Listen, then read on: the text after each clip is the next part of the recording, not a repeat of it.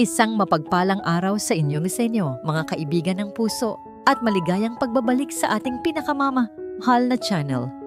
Sana'y nasa mabuti kayong kalagayan, kasama ang mga taong nagbibigay kulay sa inyong buhay.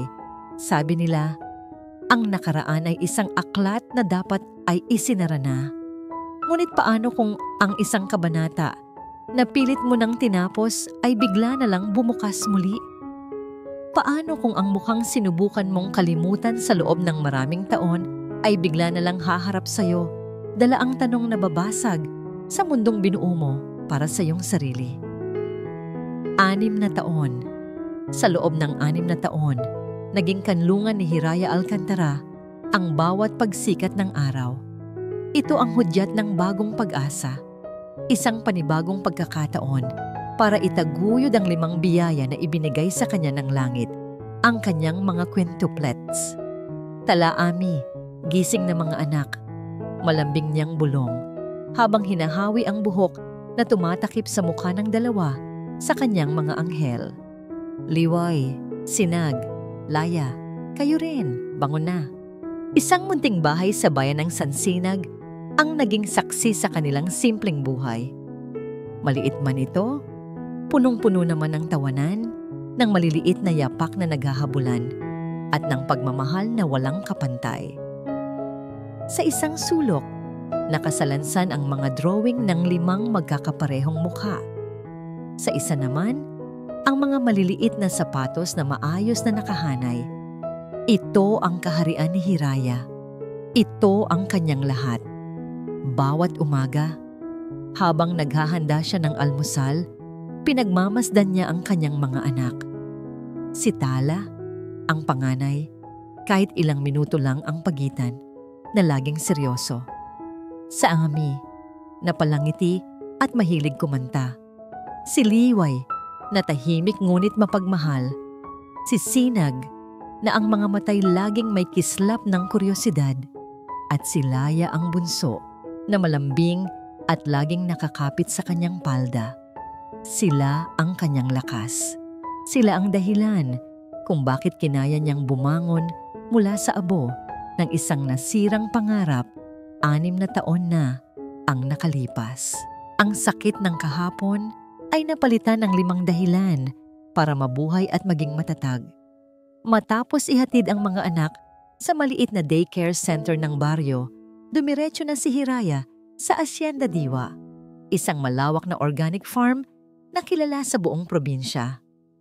1 taon na siyang nagtatrabaho dito bilang tagapangalaga ng mga tanim na gulay. Ang amoy ng lupa, ang init ng araw, ang bawat patak ng pawis, lahat ng iyon ay biyaya para sa kanya. Ito ang nagbibigay ng pagkain sa kanilang hapagkainan, ng damit sa kanilang mga katawan. Dito sa Sansinag, sa Hacienda Diwa, nahanap niya ang kapayapaan. Walang nakakakilala sa kanya. Walang anino ng pamilya Soliman. Walang multo ng isang lalaking minsan niyang pinangakuan ng habambuhay. Hira, bilisan mo raw dyan. Darating na ang bagong may-ari ng asyenda. Sabi ni Aling Nita, isa sa kanyang mga kasamahan. Gusto raw makita ang buong plantasyon. Tumangulang si Hiraya. Wala siyang pakialam kung sino man ang bagong may-ari. Ang mahalaga sa kanya ay ang kanyang trabaho. Ang mahalaga ay ang sahod na iuuwi niya para sa kanyang mga prinsesa. Habang abala siya sa pag-aalis ng mga damo sa paligid ng mga tanim na letsugas, narinig niya ang mga yabag na papalapit. Mga yabag na mabibigat, may awtoridad. Hindi niya ito pinansin hanggang sa isang boses ang pumailan lang sa hangin. Isang boses na naging dahilan upang manigas siya sa kanyang kinatatayuan. Maganda ang pagkakatanim dito. Make sure the irrigation is consistent. Wika ng boses, parang kidlat na tumama. Sa buong katauhan ni Hiraya ang boses na yon. Pamilyar. Masyadong pamilyar. Isang boses na sa loob ng 6 na taon ay pilit niyang winawaksi sa kanyang alaala. Ngunit sa isang iglap ay bumalik para wasakin ang pader na kanyang itinayo. Dahan-dahan, nanginginig ang mga tuhod, Itinaas niya ang kanyang ulo. Ang suot niyang salakot ay bahagyang tumabingi at mula sa siwang nito, nasilayan niya ang lalaking nakatayo ilang metro lang mula sa kanya. Hindi na ito naka-suit and tie. Nakasuot ito ng simpleng polo shirt at maong. Ang buhok nito'y bahagyang ginugulo ng hangin, ngunit ang tindig, ang panga, ang mga matang yon, na minsan niyang tinitigan ng may pagmamahal, walang duda. Bumilis ang tibok ng puso ni Hiraya na parang isang kabayong nagwawala. Nanlamig ang kanyang mga kamay, ang ingay ng mga kuliglig at ang ihip ng hangin ay biglang nawala. Tanging ang mukha lamang ng lalaki ang kanyang nakikita. Hindi maaari. Bakit siya narito? Sa lahat ng lugar. Bakit dito? Ang mga anak ko.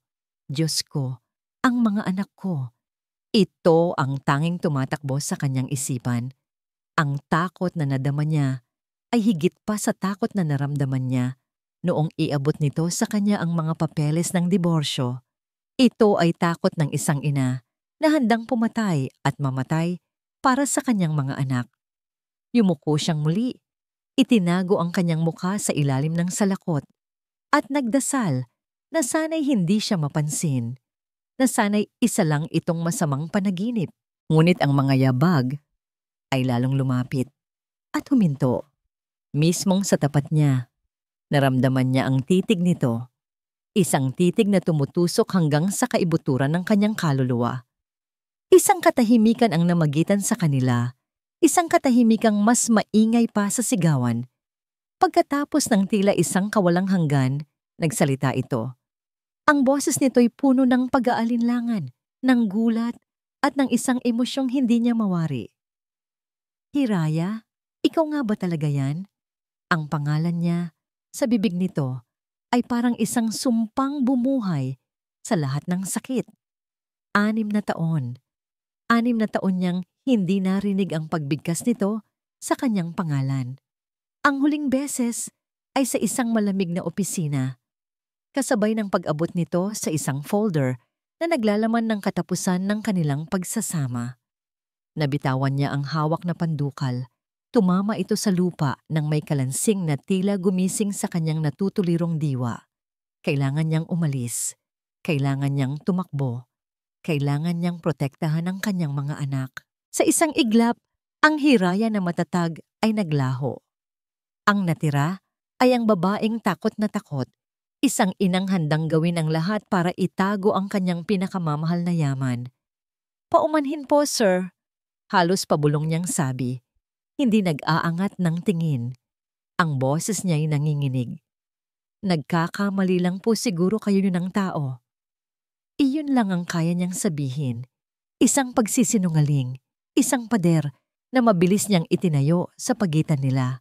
Walang anumang salita, mabilis siyang tumayo. Hindi na niya pinulot ang nahulog na gamit. Hindi na niya nilingon pa ang lalaking nagpapatigil sa kanyang mundo. Mabilis, halos patakbo, na tinalikuran niya ito. Bawat hakbang palayo ay parang isang karayom na tumutusok sa kanyang dibdib. Naramdaman niya ang mga mata nitong nakasunod sa kanya. Ngunit hindi siya lumingon. Hindi niya kaya. Habang tumatakbo siya palayo, papalabas ng hanay ng mga gulay, pabalik sa kubo ng mga manggagawa, iisang bagay lang ang paulit-ulit na sinasabi ng kanyang isip. Natagpuan niya ako. Natagpuan niya ako. Naiwang nakatayo si Amihan Del Mar, ang may-ari ng Asyenda Diwa, na nakatanaw sa papalayong figura ng babaeng minsan niyang tinawag na asawa. Ang kanyang pagkalito ay napalitan ng katiyakan. Ang pagtatanggi nito, ang takot sa mga mata nito bago ito yumuko, ang pagtakbo nito palayo. Lahat ay kumpirmasyon. Siya nga, si Hiraya nga. At sa paglubog ng araw sa sansinag, kasabay ng paglamig ng hangin, isang bagyo ang namumuo. Para kay Hiraya ang paraisong kanyang itinayo, sa loob ng 6 na taon ay bigla na lang nilagyan ng bakod. Ang multo ng kahapon ay hindi na isang alaala lamang. Ito'y nagkatawang tao at natagpuan siya nito. Naiwan si Amihan Del Mar na nakatayo sa gitna ng mga taniman habang ang sinag ng papalubog na araw ay tumatama sa kanyang mukha. Ngunit hindi ang init nito ang kanyang nararamdaman, kundi ang panlalamig na dulot ng isang multo mula sa nakaraan. Hiraya. Ang pangalan ay umalingaw-ngaw sa kanyang isipan. Hindi siya maaaring magkamali. Ang takot sa mga mata nito, ang panginginig ng boses nito, ang biglaang pagtakbo nito palayo. Lahat ng iyon ay nagpapatunay na ang babaeng iyon, ang simpleng manggagawa sa bukid, ay ang babaeng minsan niyang pinakasalan, ang babaeng sinaktan niya ng lubos. Kinabukasan, sinubukan niyang lapitan itong muli. Nakita niya si Hiraya na nag-iisa sa dulo ng isang hanay ng mga kamatis. Dahan-dahan siyang lumapit, sinisigurong hindi ito magugulat. Hiraya, tawag niya.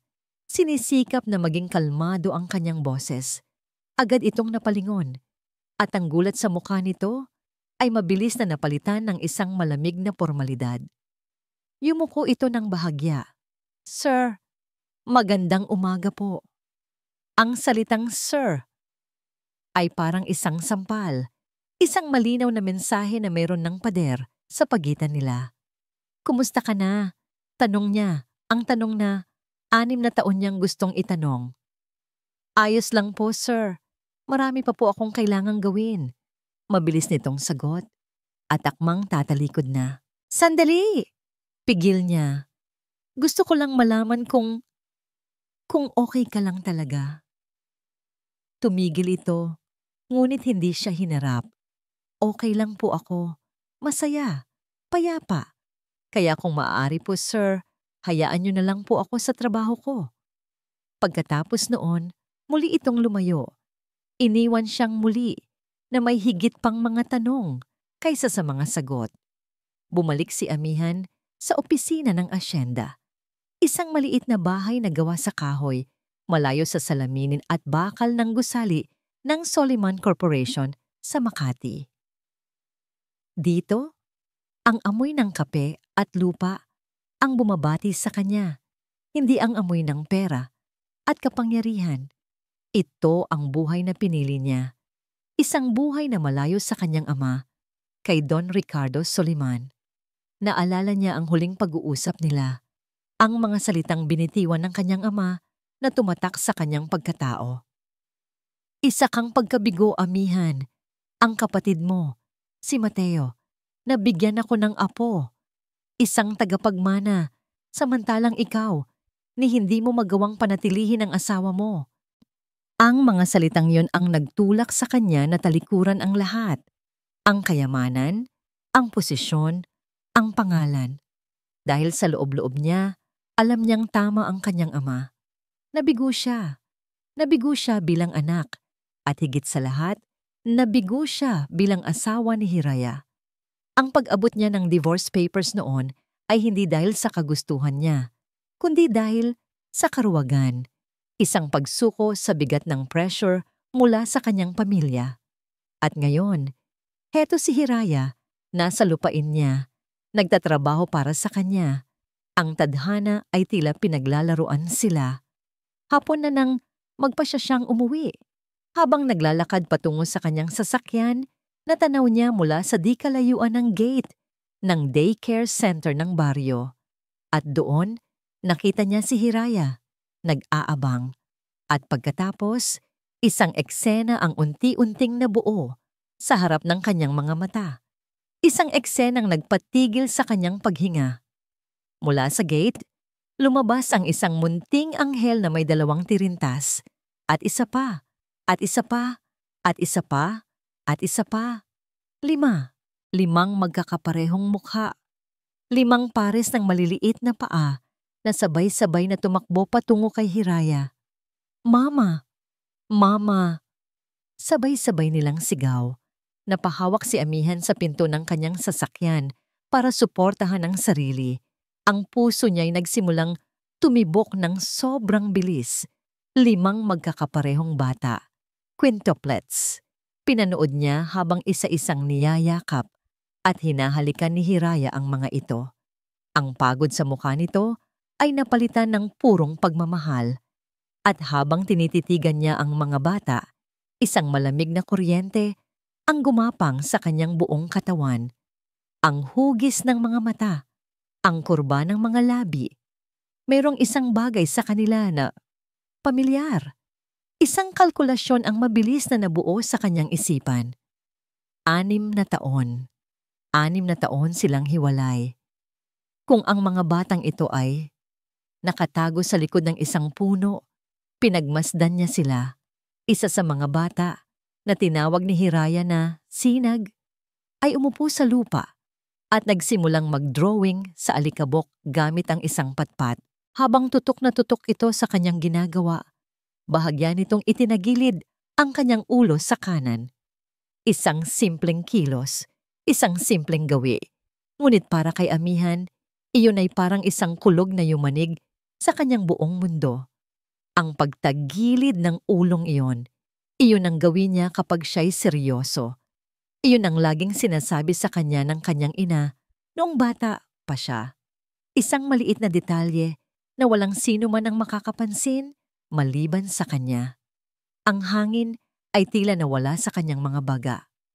Ang lahat ng pagdududa ay biglang naglaho, napalitan ng isang umaapaw na emosyon, isang halo ng takot, pag-asa, at isang matinding pangangailangan na malaman ang katotohanan. Hindi na siya nag-isip pa. Ang kanyang mga paa ay kusa ng humakbang. Nilampasan niya ang puno. Tinawid niya ang maliit na kalsada. Bawat hakbang ay mas mabigat kaysa sa nauna. Nakita siya ni Hiraya. Ang ngiti sa mga labi nito ay biglang naglaho. Mabilis nitong itinayo ang mga anak sa likod niya na parang isang inahing manok na pinoprotektahan ang kanyang mga sisiw mula sa isang lawin.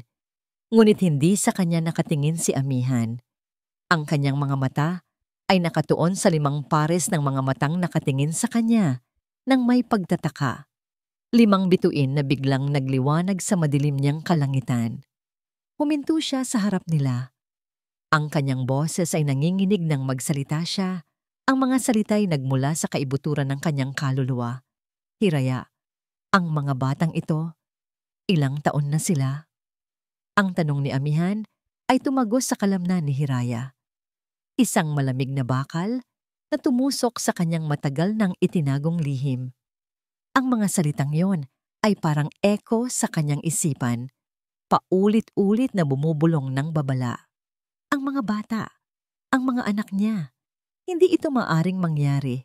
Kinapitan niya ng mahigpit ang mga kamay ng kanyang 5 anak na ngayon ay tahimik na nakatingin kay Amihan, puno ng pagtataka. Ang kanyang puso ay kumalabog ng malakas sa kanyang dibdib na parang gustong kumawala. Ilang taon na sila? Muling tanong ni Amihan. Ang kanyang mga mata ay nananatili sa mga bata, na tila sinusuri ang bawat anggulo ng kanilang mukha. Huminga ng malalim si Hiraya. Pilit pinatatag ang nanginginig niyang boses.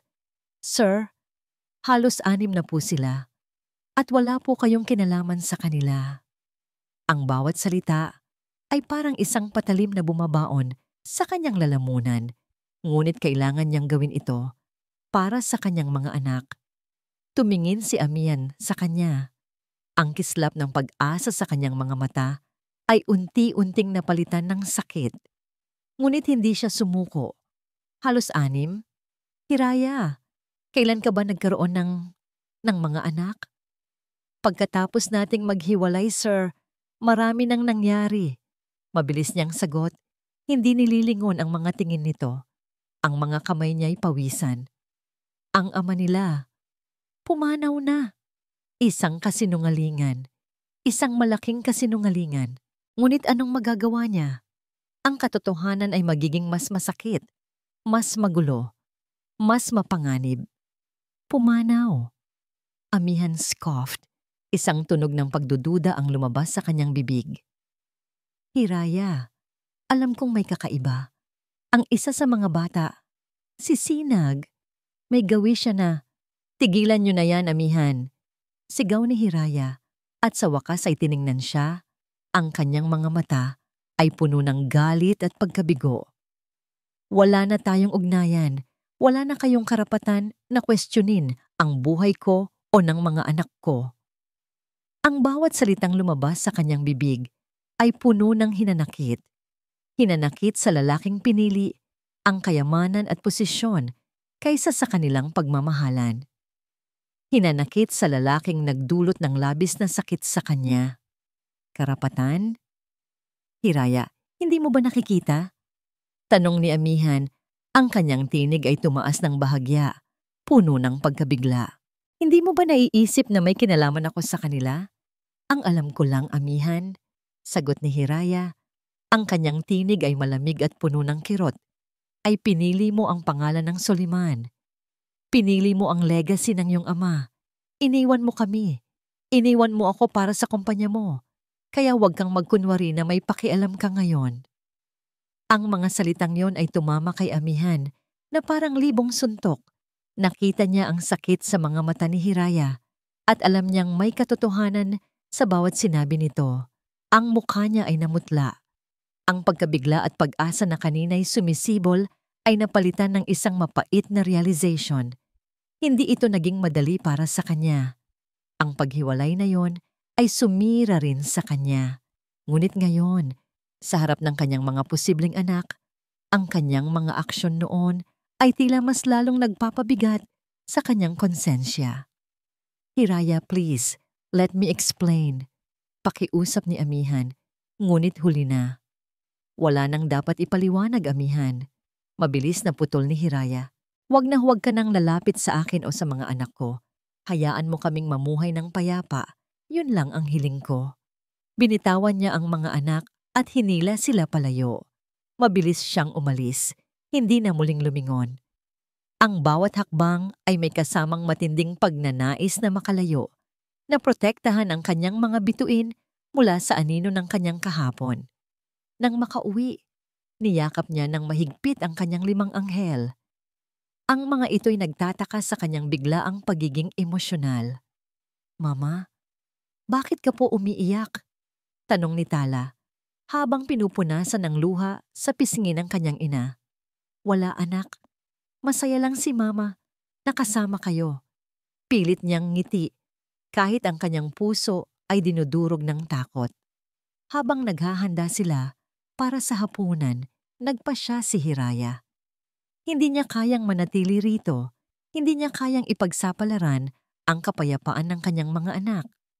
Kung kailangan niyang tumakas muli, gagawin niya.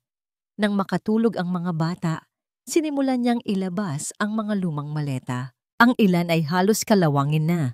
Tahimik siyang nag-empake. Ang mga damit, ang mga laruan ng mga bata, ang mga litrato nila. Bawat isa ay maingat niyang inilalagay.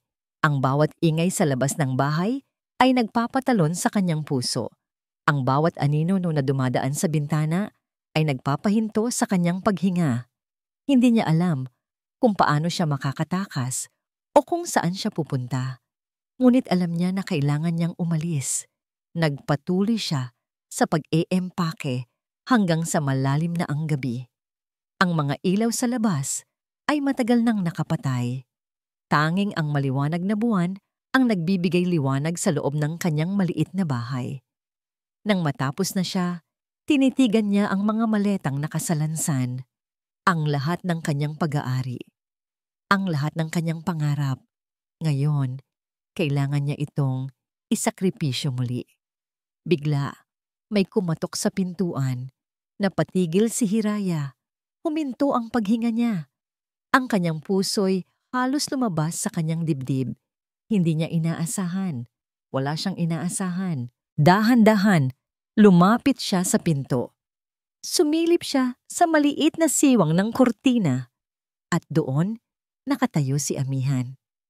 Ang kanyang mukha'y seryoso, determinadong. Ang kanyang mga mata ay nag-aapoy sa isang bagay na hindi niya mawari. At nagsalita ito.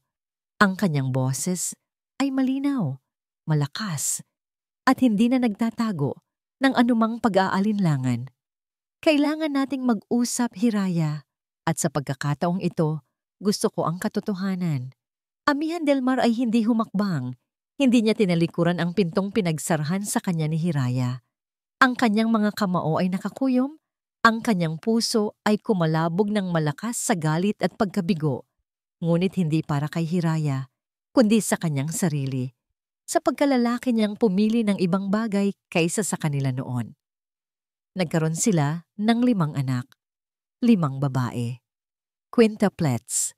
Ang utak ni Amihan ay naghahabol ng impormasyon, nagkakabit ng mga piraso ng puzzle na 6 na taon niyang hindi nabigyang pansin. Ang mga mata ni Sinag, ang gawin nito na itinagilid ang ulo. Ang edad ng mga bata na halos 6 na taon. Ang kanilang paghihiwalay. Lahat ng yon ay nagpinta ng isang malinaw na larawan sa kanyang isipan, isang katotohanan na hindi niya kayang balewalain. Muling kumatok siya. Mas malakas ngayon. Hiraya, alam kong narito ka. Alam kong narinig mo ako. Alam kong may itinatago ka. Ngunit walang sagot. Tanging ang nakakabinging katahimikan ng gabi ang sumalubong sa kanya. Ang ilaw sa loob ay patay na. Waring natutulog na ang lahat. O sadyang ayaw lang siyang harapin. Hindi ako aalis dito hanggat hindi ka nagsasalita sa akin. Sigaw niya niya hindi na alintana kung may makarinig man. Ngunit sa huli, alam niyang walang mangyayari. Sumandal siya sa pintuan. Ang lamig ng kahoy ay tumagos sa kanyang likuran, ngunit mas malamig ang pakiramdam sa kanyang puso. Ang pagtanggi ni Hiraya ay hindi na lamang pagtatanggol. Ito ay pagtatago.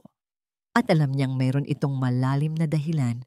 Nakatayo siya doon ng matagal, sa ilalim ng buwan, hanggang sa maramdaman niyang wala na siyang magagawa. Hindi siya maaaring puwersahin si Hiraya, hindi sa ganitong paraan. Bumalik siya sa Asyenda Diwa. Ang kanyang isip ay gumagana ng lampas sa kanyang pagod. Hindi siya makatulog.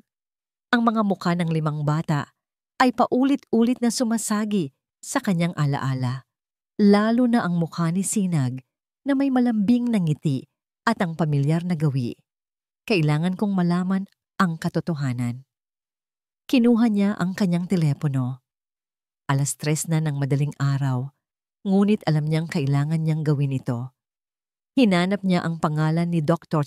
Lorenzo Enzo Guevara, ang kanyang matalik na kaibigan at isa sa mga pinakamahusay na forensic pathologist sa Manila. Enzo, gising ka pa? Bungad niya nang sagutin nito ang tawag. Amihan, bakit ka tumawag ng ganitong oras? May problema ba sa'yo o sa asyenda? Ang boses ni Enzo ay antok na antok, ngunit may pag-aalala. Mas komplikado pa dyan, kaibigan. Kailangan ko ng tulong mo. Kailangan ko ng DNA test. Natahimik sa kabilang linya. DNA test? Para saan? Sino ang pasyente? Hindi ko masabi sa'yo sa telepono. Basta, kailangan ko ng discreet na paraan. Walang bakas, walang record. Kailangan kong malaman ang relasyon ko sa isang grupo ng mga bata. Narinig niya ang paghinga ni Enzo. Amihan, alam mong delikado yan. Lalo na kung discreet. May etika tayo sa profession. Alam ko, Enzo, at nagtitiwala ako sa'yo. Kung hindi ka makakatulong, maiintindihan ko. Pero Enzo, nakasalalay dito ang buong buhay ko. Ang buong buhay ko, Enzo. Sa tono ng kanyang boses, narinig ni Enzo ang matinding pagkabagabag. Sige, anong plano mo? Hindi ko naman pwedeng gawin ang test kung wala akong sample. Iyon ang pinoproblema ko. Kailangan ko ng paraan para makakuha ng sample nang hindi nalalaman ng ina. Mahirap yan, amihan. Kailangan mo ng biological sample. Buhok na may ugat, laway o dugo. Isang ideya ang biglang sumagi sa isipan ni amihan. Paano kung isang buhok na nahulog o isang bagay na personal nila? Possible, pero mas reliable ang may ugat. Hindi ko maipapangako ang accuracy kung walang ugat. Laway mas okay, pero paano mo makukuha? May naiisip ako. Salamat, Enzo. Padadalhan kita ng sample sa lalong madaling panahon. Titiyakin kong may ugat ang buhok o kahit laway. Ibinaba niya ang telepono. Ang kanyang isip ay naghahanda na ng isang plano. Hindi niya gusto ang ganitong paraan. Hindi siya sanay sa ganitong panlilinlang. Ngunit si Hiraya ay nagtayo ng isang pader na hindi niya kayang gibain sa simpleng pakikiusap. Kailangan niya ng katotohanan para sa kanyang sarili at para sa mga bata. Kinabukasan, ipinatawag niya ang kanyang tagapamahala sa asyenda. Gustong kong magdaos ng Children's Day para sa mga anak ng ating mga manggagawa. Isang simple lang, mga laro, kaunting merienda. Lahat ng gastusin sa akin. Nagulat ang tagapamahala, ngunit agad na pumayag. Magandang ideya, Sir Amihan. Matutuwa ang mga bata. Iyon ang kanyang pagkakataon. Isang pagkakataon upang makalapit sa mga bata nang hindi nagmumukhang may masamang intensyon. Dumating ang araw ng Children's Day. Puno ng tawanan at ingay ang asyenda. Mayroon silang maliit na programa. May palaro, may pagkain, at sa isang sulok, nakita niya si Hiraya, kasama ang 5 anak nito. Si Hiraya ay pilit na umiiwas sa kanyang mga tingin, ngunit ang mga bata ay masaya, tumatakbo at naglalaro kasama ang ibang mga bata. Nang dumating ang oras ng merienda, inutusan niya ang mga tauhan na magbigay ng mga candy at lollipop sa mga bata. Naghalo siya sa mga magulang at mga bata. Pilit na pinapanatili ang kanyang kalmado. Nakita niya si Tala, ang panganay, nakasama si Sinag. Kinakain ni Tala ang isang lollipop at pagkatapos, inilagay nito ang lollipop stick sa kanyang buhok, sa likod ng kanyang tainga, na parang isang panulat. Isang matamis na ngiti ang sumilay sa kanyang mga labi. Habang ginagawa ito, tila tumigil ang paghinga ni Amihan. Ito na ang kanyang pagkakataon. Dahan-dahan, lumapit siya sa kanila. Ang gaganda naman ng inyong mga ngiti, mga bata. Sabi niya, pilit na pinapanatili ang kanyang boses na normal. Ngumiti si Tala at Sinag sa kanya. Salamat po, Kuya Amihan, sabi ni Sinag. Anong ginagawa mo rito, Tala? Tanong niya. Habang kunwari nga ako nakikipaglaro sa isa pang bata. Kumakain po ng lollipop, masigla nitong sagot. Gusto mo pa ba o tanong niya? At inabot ang isa pang lollipop. Habang inaabot ni Tala ang lollipop, dahan-dahan niyang inalilisabi ang lollipop stick na may buhok nito sa likod ng kanyang tainga. Mabilis niya itong inilagay sa kanyang bulsa nang walang sinumang nakapansin. Kahit ang puso niya ay kumirot sa ginawa niya, alam niyang tama ang kanyang desisyon. Hindi niya kayang mabuhay sa pagdududa. Umuwi siya agad at sa loob ng kanyang opisina, maingat niyang inilabas ang lollipop stick. Nakakabit dito ang ilang hibla ng buhok ni Tala at mayroon pang kaunting laway sa dulo ng stick. Sapat na ito. Nanginginig ang kanyang mga kamay habang tinatawagan niya si Enzo. Enzo, nakuha ko na ang sample. Ipapadala ko na sa'yo agad. Kailangan ko ang resulta, mabilis. Ang mga sumunod na araw ay tila isang kawalang hanggan para kay Amihan. Ang bawat sandali ay puno ng paghihintay, ng pangamba, at ng isang matinding pag-asa na hindi niya masabi. Sa kanyang isipan, paulit-ulit na naglalaro ang mukha ng 5 bata, lalo na ang nangiti ni Tala at ang gawin ni Sinag. Nagpanggap siyang abala sa pagpapatakbo ng asyenda. Inutusan niya ang kanyang tagapamahala na si Mang Ben na tiyakin na maayos ang trabaho ni Hiraya. Hindi niya ito magawang diretsong kausapin, ngunit nais niyang iparamdam na mahalaga pa rin ito. Mang Ben, tiyakin ninyong maayos ang sweldo ni Hiraya. At kung may kailangan sila ng mga bata, huwag kang mag-atubiling sabihin sa akin. Utos niya habang nakatingin sa labas ng bintana ng kanyang opisina. Masusunod, Sir Amihan. Maganda ang loob ninyo sa kanila, sagot ni Mang Ben. na hindi alam ang tunay na dahilan sa likod ng kanyang mga utos. Paminsan-minsan, lihim niyang sinusundan si Hiraya. Nakikita niya kung gaano ito kasipag, kung gaano ito kamahal ng kanyang mga anak. Nakita niya ang pagtitiyaga nito sa pagpapaliwanag ng mga aralin sa mga bata, ang paghahanda ng kanilang pagkain. Ang bawat kilos ni Hiraya ay nagpapakita ng isang inang handang gawin ang lahat para sa kanyang pamilya. Isang hapon, nakita niya si Hiraya na nakaupo sa isang bangko sa labas ng asyenda habang ang 5 bata ay naglalaro sa damuhan. Nag-iisa ito. Tila malalim ang iniisip. Gusto niya itong lapitan. Gusto niyang magtanong. Gusto niyang humingi ng tawad. Ngunit ang pader na itinayo ni Hiraya ay masyadong mataas. Kailangan ko ang resulta ng DNA test para magkaroon ako ng karapatan na lumapit sa kanila. Araw-araw, bago matulog, chinecheck niya ang kanyang email. Umaasa. Nagdarasal. Ang kanyang telepono ay laging nasa tabi niya. Umaasang may tawag mula kay Enzo. Isang gabi, habang nakatingin siya sa kisame, narinig niya ang notification tone ng kanyang email. Dali-dali siyang bumangon. Ang kanyang puso ay kumalabog ng mas mabilis kaysa sa normal. Isang email mula kay Enzo. Subject, resulta ng DNA. Ang kanyang mga kamay ay nanginginig habang hinawakan niya ang laptop. Ang bawat pagtipa sa keyboard ay parang isang matagal na sandali. Hindi niya alam kung ano ang mararamdaman. Masaya ba? Malungkot ba? Galit ba? Nanginginig ang kanyang daliri nang i-click niya ang attachment. Bumukas ang PDF file. Nakita niya ang mga salita. Ang numero. Ang porsyento. Probability of paternity, 99.999%. Tila tumigil ang mundo ni Amihan. Ang mga salita ay umalingaw-ngaw sa kanyang isipan. 99.99% hindi ito pagdududa. Ito ay isang katotohanan. Ang 5 bata, sila nga.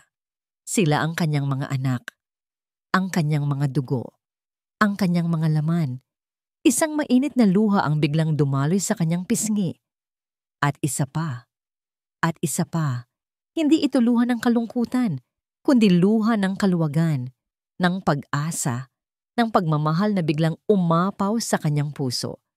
Ang sakit ng 6 na taon, ang pagsisisi, ang pagdududa, lahat ng yon ay biglang naglaho, napalitan ng isang umaapaw na kagalakan. Siya ay isang ama. Ama ng 5 magagandang anak na babae. Agad siyang tumayo. Hindi na siya nag-isip pa. Kailangan niyang hanapin si Hiraya. Kailangan niyang sabihin sa kanya. Hindi na niya kayang itago pa. Hindi na niya kayang magsinungaling pa. Kinuha niya ang kanyang jacket. Narinig niya ang tunog ng pag-iyak ng mga kuliglig sa labas, ang ihip ng hangin.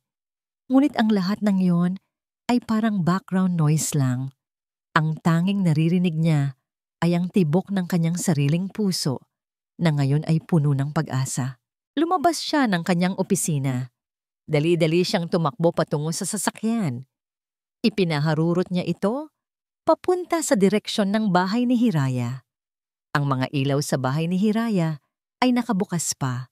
Isang senyales, mayroon pa siyang pag-asa. Pagdating niya sa harap ng bahay, nakita niya si Hiraya na nakaupo sa veranda, habang ang mga bata ay nagbabasa ng libro sa tabi niya. Ang eksena ay puno ng kapayapaan, ng pagmamahalan. Isang eksenang minsan niyang pinangarap. Isang eksenang pinakawalan niya. Bumaba siya sa sasakyan. Lumapit siya. Ang bawat hakbang ay mabigat, ngunit determinado. Narinig ni Hiraya ang papalapit na sasakyan. Nag-angat ito ng tingin. At nang makita siya, ang kanyang mukha ay biglang namutla. Ang mga bata ay nagsimulang tumingin din sa kanya, puno ng pagtataka. Huminto si Amihan sa harap ng pamilyang ito. Ang pamilyang minsan niyang tinalikuran. Ang pamilyang ngayon ay handa niyang ipaglaban.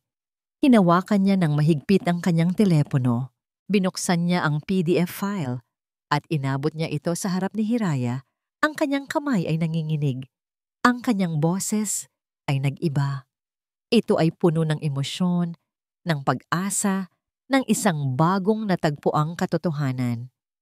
Sila ang mga anak ko, Hiraya. Sila ang aking mga anak na babae. Ang mga salita ni Amihan ay tumama kay Hiraya na parang isang malamig na hampas. Sila ang mga anak ko, Hiraya. Sila ang aking mga anak na babae. Nanginginig ang kanyang mga kamay habang dahan-dahan niyang kinuha ang telepono mula kay Amihan. Ang PDF file na naglalaman ng resulta ng DNA test ay maliwanag na nakasulat sa screen. Ang numero, ang porsyento, 19.999%.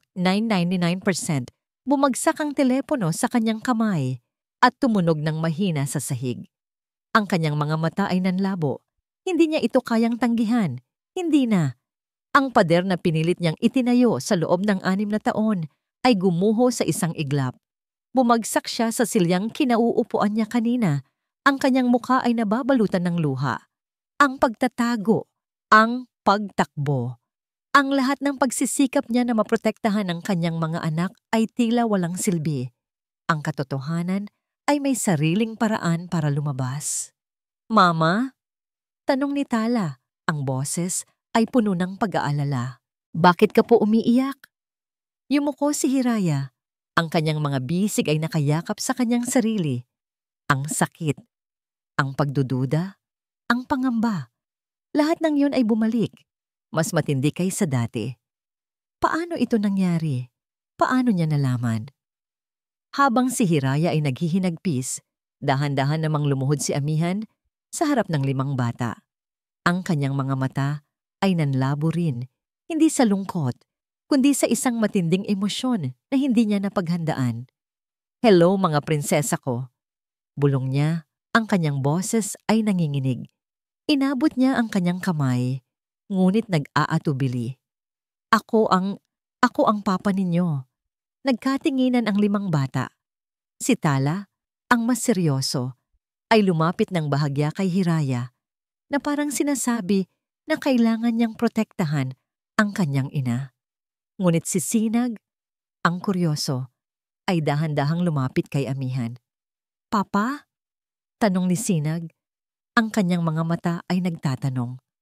Tumango si Amihan at sa wakas ay hinawakan ng kamay ni Sinag. Ang init ng maliliit nitong palad ay dumaloy sa kanya. Isang init na hindi niya inaasahan. Ito ang kanyang dugo. Ito ang kanyang laman. Sa sandaling iyon, ang lahat ng nakaraan ay naglaho.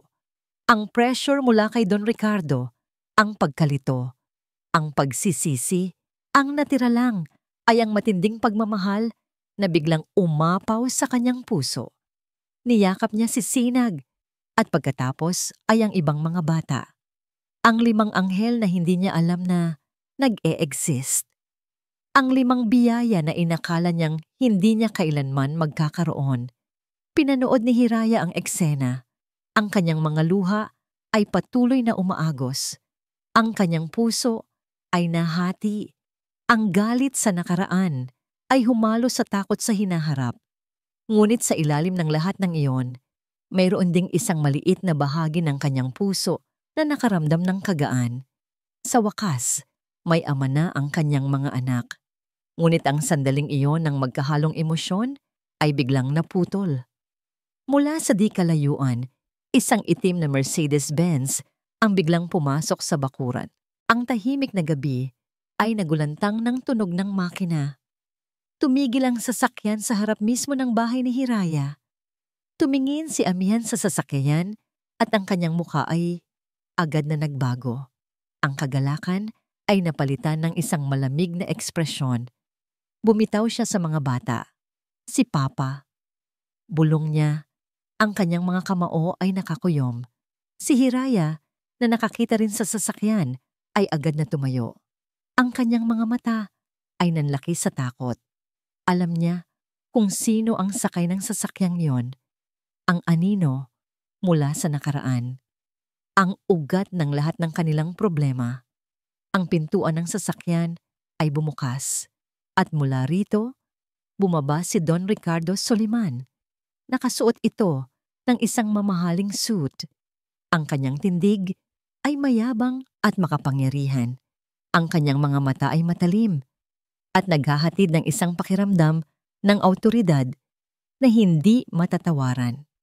Tumingin ito kay Amihan at sa kanyang mga mata, makikita ang isang halo ng pagkabigo at galit. Kaya pala ikaw ay nawawala, Amihan, sabi ni Don Ricardo. Ang kanyang boses ay malamig at puno ng pagkamuhi. Akala ko ay sa wakas ay nahanap mo na ang sarili mo sa simpleng buhay na ito. Ang mga mata ni Don Ricardo ay lumipat kay Hiraya at pagkatapos ay sa 5 bata na nakakapit sa kanyang palda. Isang ngiti ang sumilay sa kanyang mga labi. Ngunit hindi itong ngiti ng pagmamahal. Ito ay ngiti ng pangungutya, ang paghahamak. Nilapitan nito si Amihan at tumayo sa harap niya. Ang kanyang mga mata ay bumaba sa mga bata. Kaya ito pala ang lahat ng iyong isinuko, Amihan? Sabi ni Don Ricardo. Ang kanyang boses ay bumulong, ngunit puno ng lason. Isang asyenda at isang kawan ng mga anak na babae? Ang mga salita ni Don Ricardo Soliman ay tumagos sa kalamnan ni Hiraya. Isang malamig na hampas na nagpasama sa kanyang pakiramdam. Isang asyenda at isang kawan ng mga anak na babae? Ang pangungutya sa kanyang boses ay malinaw. Ang kanyang mga mata, kahit nakatingin sa mga bata, ay naglalaman ng paghamak. Ito ang lalaking sumira sa kanyang buhay. Ito ang ugat ng lahat ng kanyang paghihirap. Niyakap ni Hiraya ang kanyang mga anak nang mas mahigpit na parang sinisikap na protektahan sila mula sa isang hindi nakikitang kamandag. Ang kanyang takot ay hindi para sa kanyang sarili, kundi para sa kanyang mga anghel. Papa, anong ginagawa mo rito? Tanong ni Amihan. Ang kanyang boses ay matigas. Ang dating Amihan, natakot sa kanyang ama, ay tila naglaho, napalitan ng isang Amihan na handang lumaban. Bakit anak? Hindi ba ako pwedeng bisitahin ang nag-iisa kong anak? Sagot ni Don Ricardo, na may ngiti na hindi umabot sa kanyang mga mata. Lalo na ngayon, na mukhang meron ka na palang pamilya.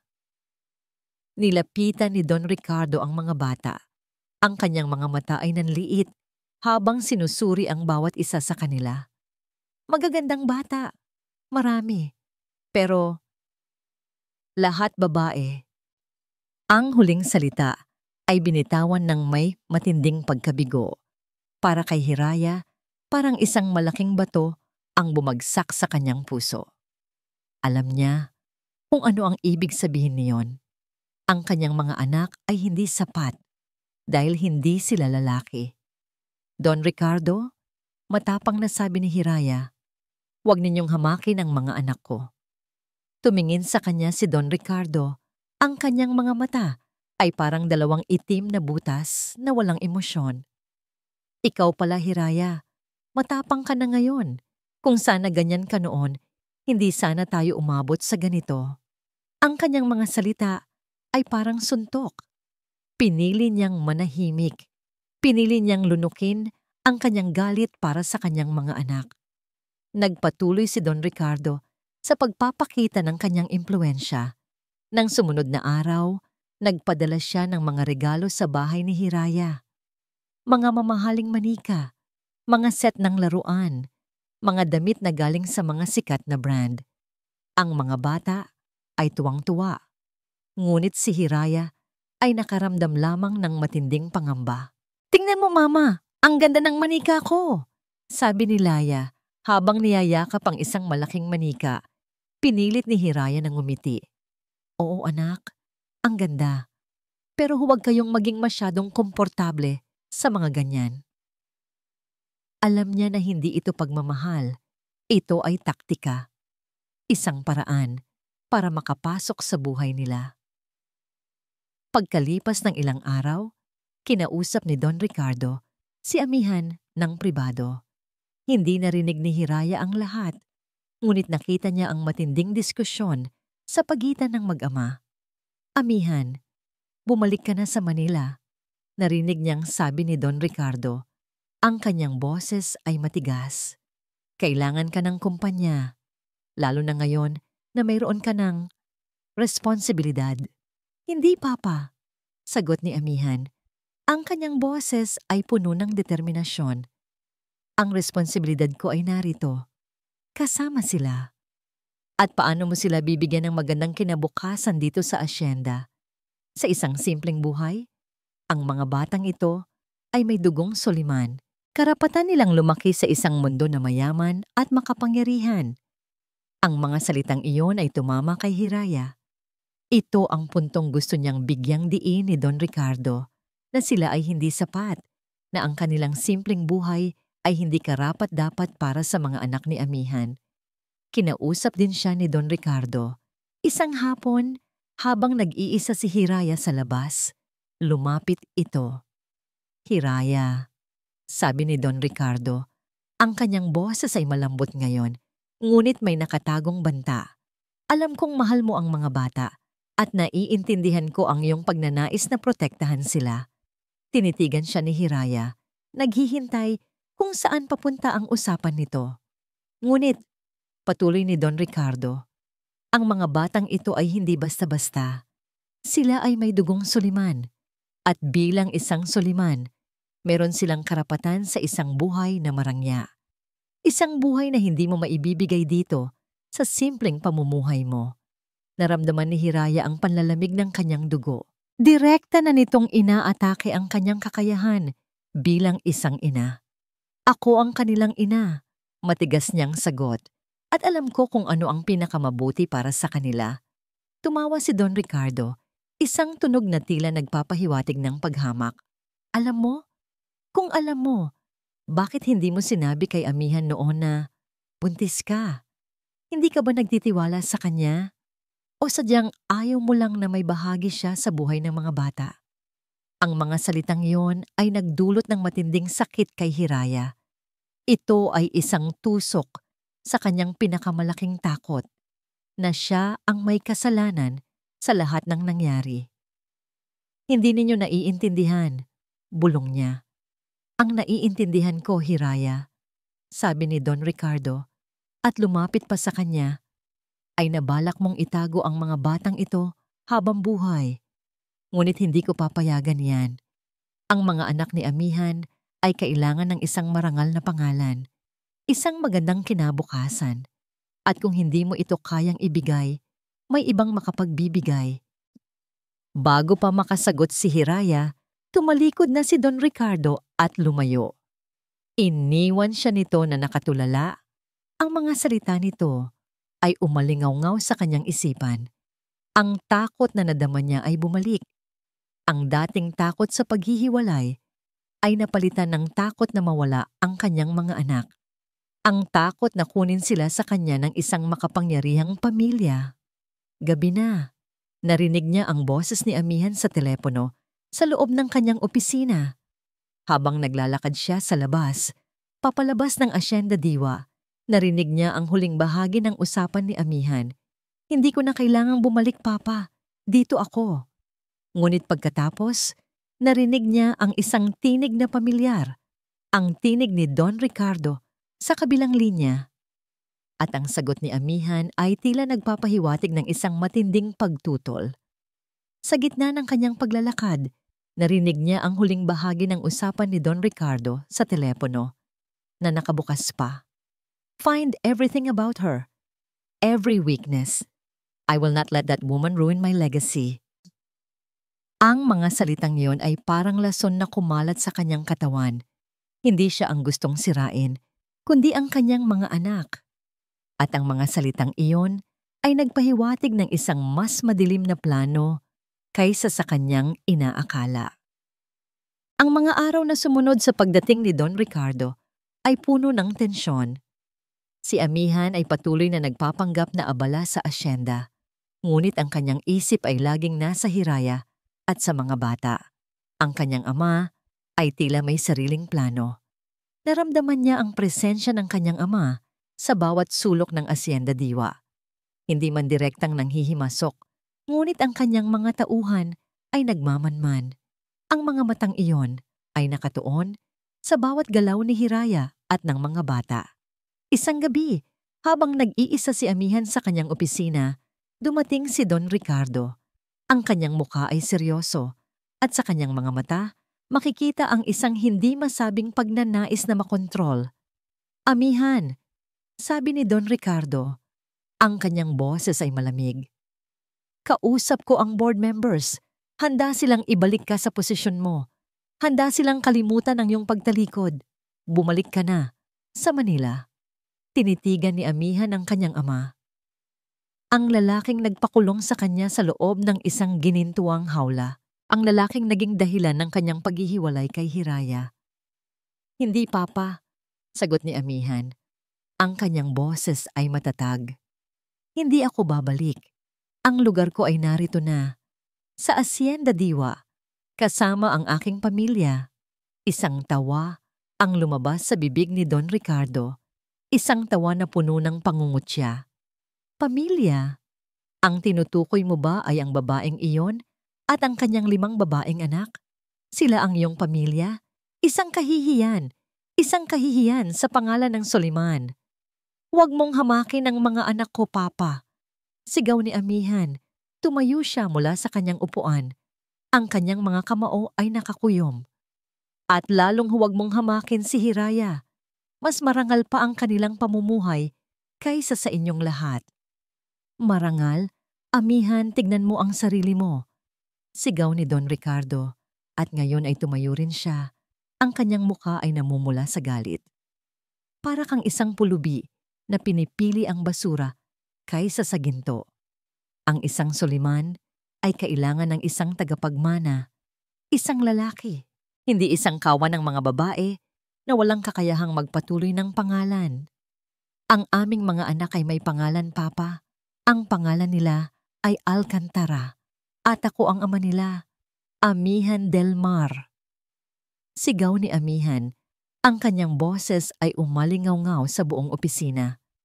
Amihan del Mar? Nagpapatawa ka ba? Sabi ni Don Ricardo na may matinding pagkasuklam sa kanyang boses. Ang alam ko, Amihan, ay isa kang duwag. Duwag na hindi kayang panindigan ng kanyang asawa. Duwag na sumuko sa unang pagsubok. At ngayon, pinipili mo ang isang babaeng inilihim pa ang kanyang pagbubuntis. Ano? Naputo lang salita ni Amihan. Anong sinasabi mo? Wala. Wala akong sinasabi. Mabilis na sabi ni Don Ricardo. Ang kanyang mga mata ay nanlaki ng bahagya. Tila napagtanto ang kanyang naging pagkakamali. Ngunit huli na. Ang pagdududa ay sumibol na sa isipan ni Amihan. Hindi yan ang naririnig ko. Ano ang alam mo, Papa? Ano ang inilihim sa akin? Wala. Sigaw ni Don Ricardo. Umuwi ka na, Amihan. Kalimutan mo ang mga babaeng iyan. Hindi sila ang iyong kinabukasan. Hindi. Sigaw ni Amihan. At ngayon ay lumapit siya sa kanyang ama. Ang kanyang mga mata ay puno ng galit. Sagutin mo ako. Anong ibig mong sabihin na inilihim ni Hiraya ang kanyang pagbubuntis? Paano mo nalaman? Sa tindi ng galit at presyon, bumigay si Don Ricardo. Ang kanyang mukha ay namumula. Ang kanyang mga mata ay nag-aapoy. Akala mo ba hindi ko alam, ha, Amihan? Sigaw ni Don Ricardo. At ngayon ay itinuro nito ang kanyang daliri kay Amihan. Alam ko ang lahat. Alam ko ang tungkol sa pagbubuntis na yon mula pa sa simula. Mayroon akong tauhan sa ospital. Hinihintay ko lang kung magbibigay siya sa akin ng isang apo na lalaki para maging tagapagmana. Ngunit nabigo siya. Nabigo siyang kahit magbigay man lang ng isang lalaki.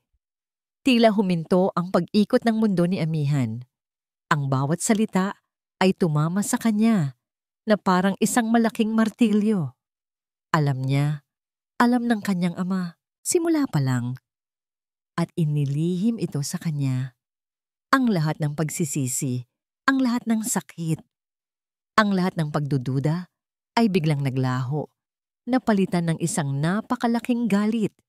Galit sa kanyang ama, galit sa sistema, galit sa sarili niya dahil naging bulag siya.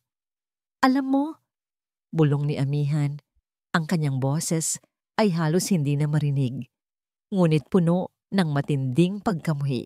Alam mo, at hindi mo sinabi sa akin, hinihintay mo lang kung lalaki ang magiging anak ko. Ganoon nga, sigaw ni Don Ricardo, na tila ipinagmamalaki pa ang kanyang ginawa. Ano? May problema ka ba? Ginagawa ko lang ang dapat para sa kinabukasan ng ating pamilya. Ngunit bago pa makasagot si amihan, isang tunog ang narinig niya mula sa pintuan. Isang mahinang tunog ng pagbukas. Napalingon silang dalawa. Ang pintuan ng opisina ay bahagyang nakabukas. At doon, nakatayo si Hiraya. Ang kanyang mukha ay puting-puti sa pagkabigla. Ang kanyang mga mata ay malaki. Puno ng matinding sakit at pagtataksil. Narinig niya ang lahat. Ang mundo ni Hiraya ay gumuho sa isang iglap. Ang mga salita ni Don Ricardo na tila nagmumula sa kailaliman ng impyerno ay umalingaw-ngaw sa kanyang isipan. Alam ko ang tungkol sa pagbubuntis na yon mula pa sa simula. Hinihintay ko lang kung magbibigay siya sa akin ng isang apo na lalaki, ngunit nabigo siya. Ang pintuan ng opisina ay nanatiling nakabukas. Ang kanyang mga paa ay tila nakadikit sa lupa, hindi makagalaw. Ang kanyang puso ay dinudurog. Ang sakit na nadama niya 6 na taon na ang nakalipas ay bumalik. Mas matindi, mas nakakapanlumo. Tumingin siya kay amihan, ang lalaking minsang pinamahalaan niya, na minsan ding sinaktan. Ang lalaking pinagmulan ng kanyang mga anak. Ang lalaking sinubukan niyang mawan ng pangalawang pagkakataon, kahit paano. Ngunit ang mukha ni amihan, na ngayon ay puno ng galit sa kanyang ama, ay tila sumigaw ng isa pang katotohanan. Sila ay pare-pareho. Lahat sila. Ang pamilya Soliman, ang kapangyarihan, ang kayamanan. Lahat ng yun ay mas mahalaga kaysa sa pagmamahal. Hiraya, magpapaliwanag ako? Sabi ni amihan. Ang kanyang boses ay puno ng pagmamakaawa habang papalapit sa kanya. Ngunit umiling si Hiraya. Ang kanyang mga luha ay patuloy na umaagos. Ang kanyang dibdib ay masakit sa bawat paghinga. Magpaliwanag? Bulong niya. Ang kanyang boses ay nanginginig. Ano pa ang ipapaliwanag mo, amihan? Na ang pamilya mo ay nakahanda akong gamitin? Na ang mga anak ko ay numero lang para sa kanila? Na kahit kailan, hindi nila ako tinignan bilang tao, kundi isang instrument para sa kanilang legacy? Hindi, Hiraya. Hindi ganoon. Amihan reached out, trying to hold her arm. Ngunit umatras si Hiraya, na tila nasunog sa kanyang hawak. Sinungaling, lahat kayo. Akala ko nagbago ka. Akala ko ay totoo ang mga sinasabi mo. Pero hindi. Lahat ng Soliman, pare-pareho. Ang huling salita ay lumabas sa kanyang bibig na puno ng galit at pagtataksil. Nakita niya ang sakit sa mukha ni amihan, ngunit wala na siyang pakialam.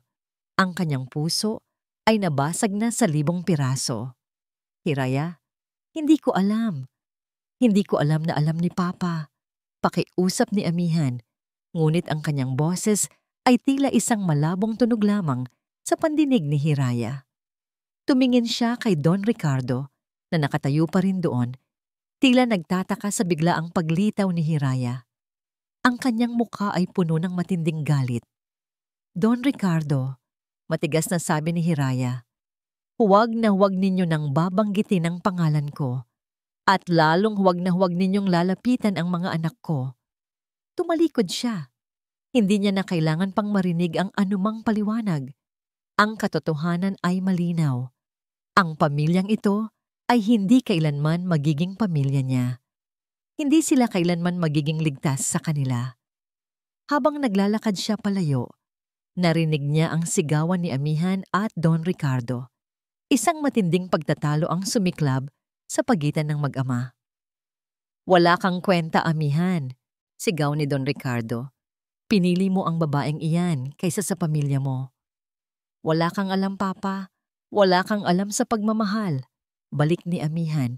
Ngunit ang mga salitang yon ay hindi na umabot sa puso ni Hiraya. Ang tanging nararamdaman din niya ay ang matinding pangangailangan na lumayo.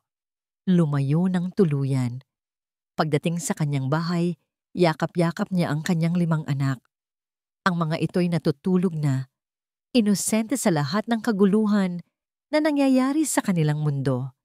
Tinitigan niya ang mukha ng bawat isa sa kanila. Ang mga maliliit na mukha na nagbibigay ng liwanag sa kanyang buhay. Ngunit ngayon, ang liwanag na yon ay tila nasa ilalim ng banta. Kinuha niya ang isang papel at panulat. Nagsimula siyang magsulat ng isang liham. Isang liham para kay amihan. Isang liham na nagsasabi ng kanyang huling desisyon. "Amihan, hindi mo kailanman maiintindihan ang sakit na nadama ko ng araw na yon. Hindi mo maiintindihan ang bigat ng pagtatago ng isang lihim na hindi lang para sa akin, kundi para sa kaligtasan ng aming mga anak. Ngayon, alam mo na ang katotohanan. Ngunit ang katotohanan iyon ay nagdala lang ng mas maraming sakit.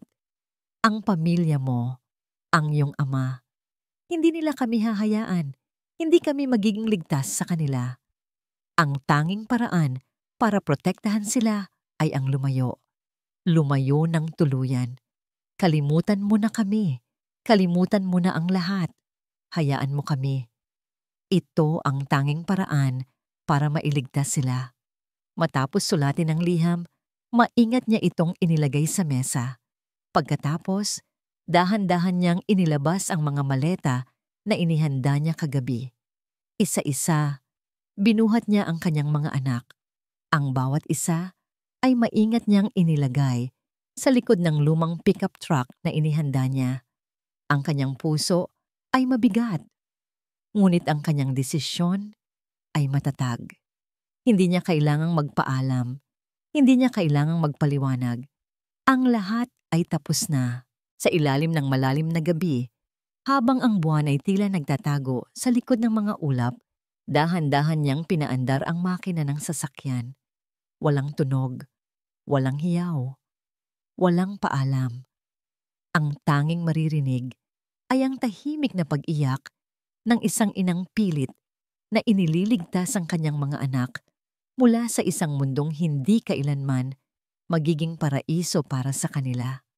Habang papalayo ang sasakyan at ang liwanag ng kanyang bahay ay unti-unting lumiliit, tinitigan niya ang daan sa kanyang harapan, ang isang bagong simula, isang bagong pagtakas, ang Hacienda Diwa, ang sansinag, ang lahat ng kapayapaan na kanyang natagpuan ay naiwan na niya. Ang umaga ay sumikat sa sansinag, ngunit para kay Amihan del Mar, ito ay isang umaga ng kadiliman. Matapos ang matinding pagtatalo nila ni Don Ricardo, ang galit ay nanatili sa kanyang puso. Ang mga salita ng kanyang ama, na may kaalaman pala ito sa pagbubuntis ni Hiraya, ngunit pinili pa ring itago, ay umalingaw-ngaw sa kanyang isipan. Ngunit ang galit na yon ay mabilis na napalitan ng matinding takot at pangamba nang marinig niya ang tunog ng papalayo na sasakyan sa kalagitnaan ng gabi. Tumakbo siya patungo sa bahay ni Hiraya. Ang kanyang puso ay kumalabog ng malakas sa dibdib. Ang pintuan ay nakabukas.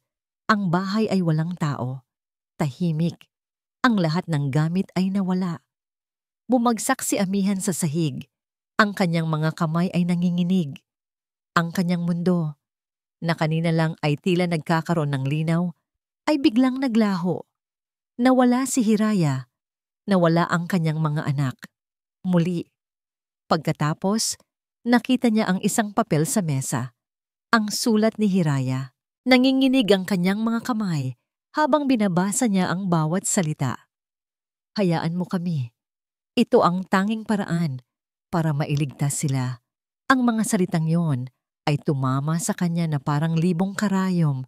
Ang sakit, Ang pagsisisi, ang galit sa kanyang ama ay lalong lumaki. Si Don Ricardo, siya ang dahilan ng lahat. Bumalik si Amihan sa Hacienda Diwa. Ang kanyang mukha ay puno ng matinding galit. Nakita niya ang kanyang ama na nakaupo sa sala ng kanyang opisina na tila hinihintay siya. "Wala kang hiya!" sigaw ni Amihan at inihagis ang liham ni Hiraya sa mukha ng kanyang ama. "Ikaw ang dahilan ng lahat ng ito. Ikaw ang dahilan kung bakit nawala muli ang pamilya ko." Tumingin sa kanya si Don Ricardo. Ang kanyang mukha ay seryoso. "Amihan, kalimutan mo na ang babaeng yan. Hindi siya karapat-dapat. Wala kang dapat ipagsisi. Ginawa mo lang ang tama." "Tama? Anong tama, Papa?" sigaw ni Amihan. Ang kanyang boses ay nanginginig sa galit. "Ang tama ba ay ipagpalit ang pamilya ko sa pera? Ang tama ba ay ipagpalit ang kaligayahan ko sa isang pangalan na walang kahulugan? Ang pangalan ng Soliman ay may kahulugan, Amihan. Ito ang iyong legacy. Ito ang iyong kinabukasan." Sigaw ni Don Ricardo. Tumayo siya mula sa kanyang upuan. Ang kanyang mukha ay namumula. "Legacy? Ito? Ito ba ang legacy na gusto mo para sa akin, Papa?" sabi ni Amihan. Tumingin siya sa paligid ng opisina, sa mga papeles, sa mga larawan ng mga proyekto ng Soliman. Ang isang legacy na puno ng panlilinlang, ng kasinungalingan, ng sakit. Walang sino man ang makakapagsabi sa akin na mali ang ginagawa ko, Amihan. Sigaw ni Don Ricardo. "Ginagawa ko ang lahat para sa pamilya, para sa'yo. Para sa akin? Hindi, Papa." Sigaw ni Amihan. At lumapit pa sa kanyang ama. Ang kanyang mga mata ay nag-aapoy. "Para sa sarili mo. Para sa kapangyarihan mo. Para sa ego mo. Hindi mo kami mahal. Mahal mo lang ang ideya ng isang perpektong pamilya na magpapatuloy sa iyong pangalan." Ang mga salitang iyon ay tumama kay Don Ricardo. Ang kanyang mukha ay nagbago. May bahid ng gulat sa kanyang mga mata. "Simula ngayon, Papa," sabi ni Amihan. Ang kanyang boses ay malinaw, malakas, at puno ng matinding determinasyon. "Ako ay hindi na isang Soliman. Hindi ko na kailangan ang pangalang iyan. Hindi ko na kailangan ang iyong legacy." Natahimik sa loob ng opisina. Ang tanging maririnig ay ang tibok ng puso ni Amihan. "Ang pangalan ko ay Amihan Del Mar." Patuloy niya. Ang kanyang mga mata ay nakatuon sa kanyang ama. "At ako ang ama ng 5 magagandang anak na babae. Sila ang aking tanging legacy. Sila ang aking kinabukasan. At hindi ko sila ipagpapalit sa kahit anong kayamanan o kapangyarihan mo." Tumayo si Amihan. Kinuha niya ang kanyang jacket. Walang pag-aatubili. Walang pagsisisi. "Amihan, anong sinasabi mo? Nagpapatawa ka ba?" sabi ni Don Ricardo. Ang kanyang boses ay nanginginig sa galit at pagkabigla. "Hindi mo maaaring gawin yan. Hindi ka maaaring umalis sa pamilya. Wala kang mapupuntahan. Wala kang magiging buhay." Ngunit tumalikod na si Amihan. Ang kanyang mga hakbang ay matatag.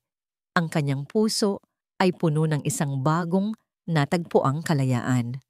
"Mayroon akong pupuntahan, Papa," sabi ni Amihan, nang hindi na lumilingon. "Pupuntahan ko ang aking pamilya. Pupuntahan ko ang aking mga anak. At hindi mo ako kailanman mapipigilan." Lumabas siya ng opisina. Iniwan ng kanyang ama na nakatulala. Nakatayo sa gitna ng kanyang imperyo, ngunit nag-iisa. Ang kapangyarihan nito ay biglang nawalan ng saysay. Sumakay si Amihan sa kanyang sasakyan. Wala siyang direksyon, ngunit sa kanyang isipan, iisa lamang ang kanyang layunin, ang kanyang mga anak. Si Hiraya. Ipinararurot niya ang sasakyan papalabas ng Hacienda Diwa. Ang bagong simula ay nagsisimula na. Isang bagong Amihan, isang bagong paglalakbay, at ang kanyang tanging misyon ay hanapin ang 5 bituin na nagbigay liwanag sa kanyang madilim na kalangitan. 2 linggo. 2 linggo na ang nakalipas mula nang umalis si Hiraya at ang kanyang mga anak sa Sansinag. 2 linggo ng paglalakbay, ng paghahanap, ng pagtatago. Ang kanyang puso ay puno ng pagod. Ngunit ang kanyang determinasyon ay hindi nabawasan. Nakahanap siya ng isang maliit na bayan sa baybayin, malayo sa sentro ng Pilipinas, isang lugar na minsang sinabi niya kay Amihan na pinakamapayapa sa kanyang alaala, ang Isla ng Kalinaw. Dito, nakakita siya ng isang maliit na bahay na may tanawin ng dagat. Dito, sinimulan niya ang panibagong buhay para sa kanyang mga anak. Nakahanap siya ng trabaho sa isang maliit na karinderya. Bawat araw ay puno ng paggawa, ng pag-aasikaso sa kanyang mga anak. Ang bawat sandali ay puno ng pagnanais na makalimot. Ngunit sa kanyang puso, mayroon pa ring kirot. Isang kirot na nagpapaalala sa kanya sa lalaking minsan niyang minahal. Samantala, si Amihan Del Mar ay walang tigil sa paghahanap. Ginugol niya ang bawat araw at gabi sa pagmamaneho, pagtatanong, paghahanap ng kahit na anong bakas ni Hiraya. Tinawagan niya ang lahat ng kanyang koneksyon, kahit pa ang mga nakilala niya sa ilalim ng pangalan ng Soliman. Ngunit wala. Tila naglaho sila sa hangin. Isang araw, habang nagpapahinga sa isang maliit na bayan, naaalala niya ang isang pag-uusap nila ni Hiraya noong sila ay magkasama pa. Isang kwento tungkol sa isang isla, isang lugar ng kapayapaan sa kanyang kabataan. Isla ng Kalinaw. Mabilis siyang tumayo. Ito na. Ito ang tanging lead na mayroon siya. Agad siyang nagmaneho patungo sa direksyon ng isla. Ang kanyang puso ay puno ng pag-asa, ngunit may kasamang takot. Paano kung ayaw na siyang makita ni Hiraya? Paano kung tuluyan na siyang kinamumuhian nito? Nang makarating siya sa isla ng Kalinaw, nagsimula siyang magtanong. Ipinaliwanag niya ang kanyang sitwasyon. Nang hindi binabanggit ang pangalan ng Soliman, mayroon siyang nakitang mga palatandaan. Ang 5 magkakapatid na babae. Ang isang babaeng mahiyain, ngunit masipag. At sa wakas, natagpuan niya ang karinderya. Nakita niya si Hiraya na naglilinis ng mga mesa habang ang 5 bata ay naglalaro sa labas. Hindi siya lumapit agad. Nanatili siya sa malayo, pinagmamasdan sila. Pinagmamasdan ang buhay na kanilang itinayo, malayo sa kanya. Ang kanyang puso ay kumirot sa sakit. Ngunit sa pagkakataong ito, hindi niya nais na sirain ang kapayapaan na kanilang natagpuan. Nais niya lang na malaman nilang nandoon siya, na hindi na siya tulad ng dati. Kinabukasan, lumapit siya sa karinderya. Umupo siya sa isang sulok at umorder ng kape. Hindi siya tumingin kay Hiraya, ngunit alam niyang nakita na siya nito. Pagkatapos ng ilang minuto, lumapit si Hiraya sa kanyang mesa. Ang kanyang mukha ay seryoso. Anong ginagawa mo rito, Amihan? Inangat ni Amihan ang kanyang ulo. Ang kanyang mga mata ay puno ng pagod, ngunit may determinasyon. Hinanap ko kayo. Bakit, Poet? Para ano pa? Para ipamukha sa amin kung gaano kayo kayaman? O para ipaalam na naman sa amin na hindi kami karapat-dapat? Hindi, Hiraya. Amihan shook his head. Para sabihin sa'yo na mahal ko kayo, na kayo ang aking pamilya, at hindi ko na kayo kailanman iiwan. Kinuha niya mula sa kanyang bag ang isang folder. Ang folder ay naglalaman ng mga papeles ng paglilipat ng Asyenda Diwa sa pangalan ni Hiraya at ng kanyang mga anak.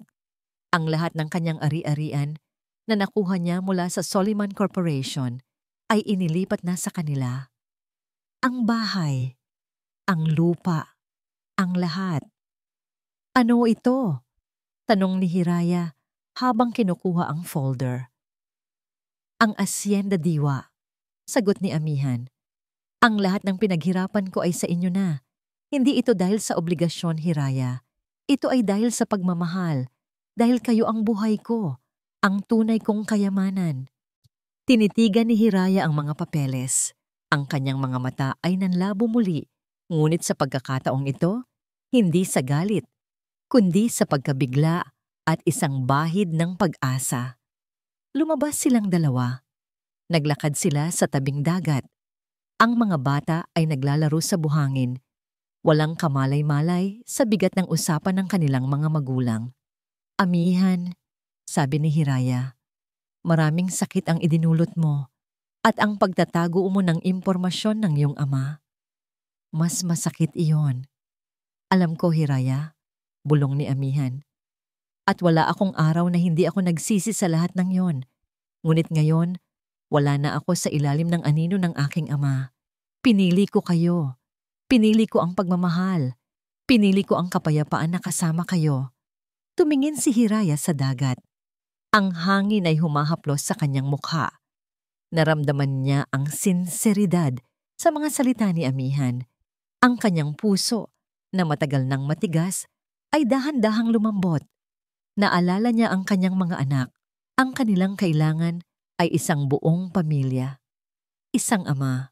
At nakita niya sa mga mata ni Amihan ang pagbabago.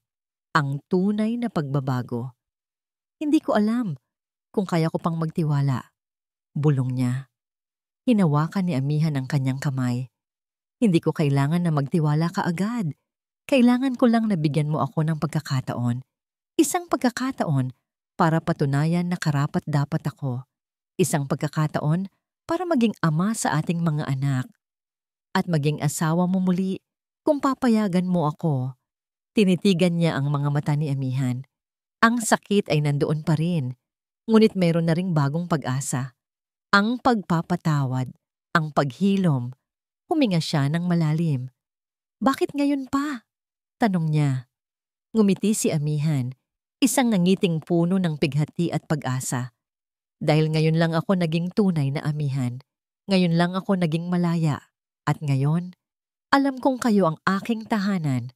Ang aking puso ay narito, sa inyo. Tumingin si Hiraya sa kanyang mga anak na masayang naglalaro sa buhangin. Pagkatapos ay tumingin siya kay Amihan. Ang kanyang puso ay gumawa ng isang desisyon. Ano na ngayon? Tanong niya. Ang kanyang boses ay malambot. Niyakap ni Amihan ang kanyang kamay ng mahigpit. Ngayon, uuwi na tayo. Magkasama. Lumipas ang isang taon.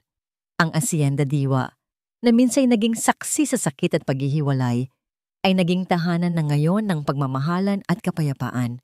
Ang mga lupain na dati pinamamahalaan lamang ni Amihan ay ngayoy binubungkal na ng mag-asawa, kasama ang tulong ng kanilang 5 maliliit na kamay. Isang mainit na hapon, nakita si Amihan na kasama ang kanyang 5 anak na babae sa hardin.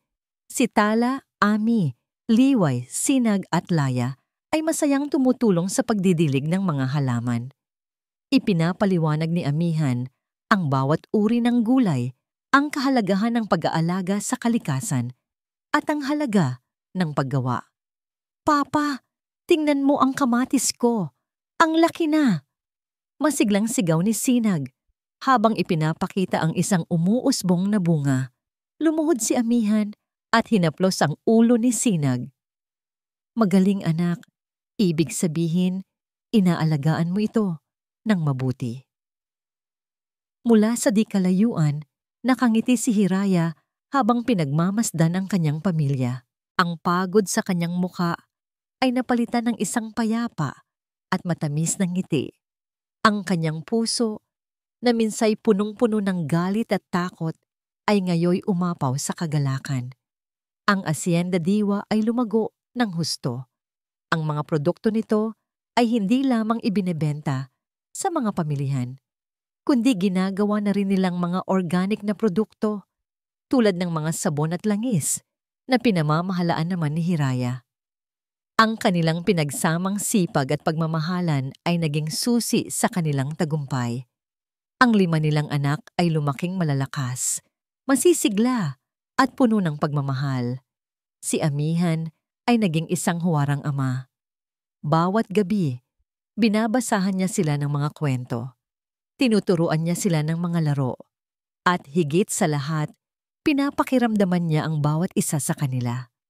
Ang kanyang nakaraang pagkukulang ay pilit niyang binubura sa bawat sandaling kasama niya ang kanyang mga anak. Isang gabi, habang kumakain sila ng hapunan, ang tawanan ng mga bata ang pumuno sa buong bahay. Ang Asyenda Diwa ay hindi lamang isang trangkahan, ito ay isang tahanan na binuo sa pagpapatawad at pagmamahal. Matapos makatulog ang mga bata, nag-iisa sina Amihan at Hiraya sa beranda. Magkatabi silang nakaupo, pinagmamasdan ang mga bituin sa kalangitan. Masaya ako, Amihan, bulong ni Hiraya habang nakasandal sa kanyang balikat. Salamat sa paglaban mo para sa amin. Salamat sa hindi mo pagsuko. Niyakap ni Amihan si Hiraya ng mahigpit. Ako ang dapat magpasalamat, Hiraya. Salamat sa pagbibigay mo sa akin ng isa pang pagkakataon. Salamat sa mga anak natin. Sila ang nagturo sa akin ng tunay na kahulugan ng buhay. Nagkaroon ng katahimikan sa pagitan nila. Ang tanging maririnig ay ang huni ng mga kuliglig at ang malakas na tibok ng kanilang mga puso. Dahan-dahan, hinawakan ni Hiraya ang kamay ni Amihan at pagkatapos, inilagay niya ito sa kanyang tiyan. Nagulat si Amihan. Napatingin siya kay Hiraya. Ang kanyang mga mata ay puno ng pagtataka at pag-asa.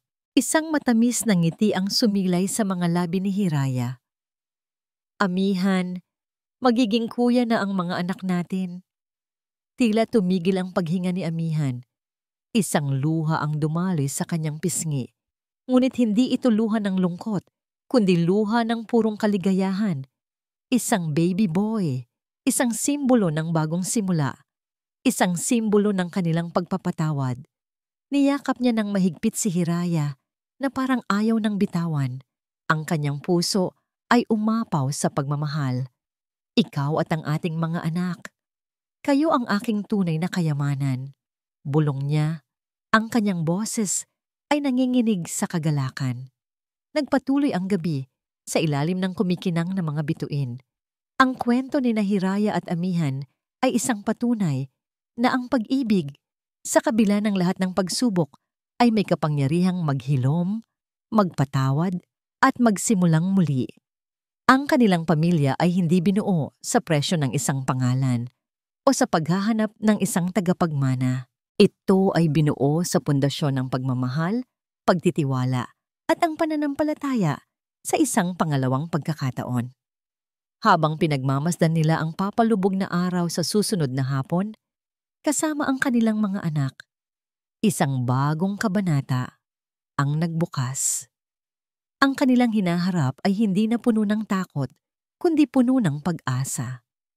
Ang kanilang kwento ay isang patunay na ang tunay na kayamanan ay hindi nasusukat sa mga ari-arian, kundi sa pagmamahal ng isang pamilya.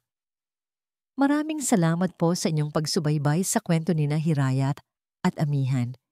Isang paglalakbay ito ng puso na puno ng aral at emosyon. Ang kwentong ito ay nagpapaalala sa atin na ang tunay na kayamanan ay hindi matatagpuan sa yaman o sa isang makapangyarihang pangalan. Ito ay matatagpuan sa pagpapatawad, sa tapang na ipaglaban ang pag-ibig, at sa walang kondisyong pagmamahal ng isang pamilya. Ipinapakita rin nito na sa bawat pagsubok, may pagkakataong magsimulang muli at muling itayo ang nasirang pundasyon, basta't may pagmamahal at pananampalataya. Nagpapasalamat po kami sa inyong lahat na sumuporta at nakiisa sa kwento ni Hiraya at Amihan. Sana po ay nasiyahan kayo at may napulot kayong aral. Gusto naming marinig ang inyong mga saloobin. Anong bahagi ng kwento ang pinaka-nagustuhan ninyo? Anong emosyon ang pinakamalakas ninyong naramdaman? Hindi dito nagtatapos ang ating paglalakbay. Marami pa pong kwentong kasing ganda at mas puno ng aral dito sa aming channel. Kung nagustuhan nyo ang kwentong ito, i-like, i-share sa pamilya at mga kaibigan, at mag-subscribe na rin para lagi kayong updated sa mga susunod pa naming kwento. I-click nyo ang notification bell para kayo ang unang makarinig kapag may bago kaming upload. Pagpalain po kayo ng Panginoon, kayo at ang inyong buong pamilya. Hanggang sa muli!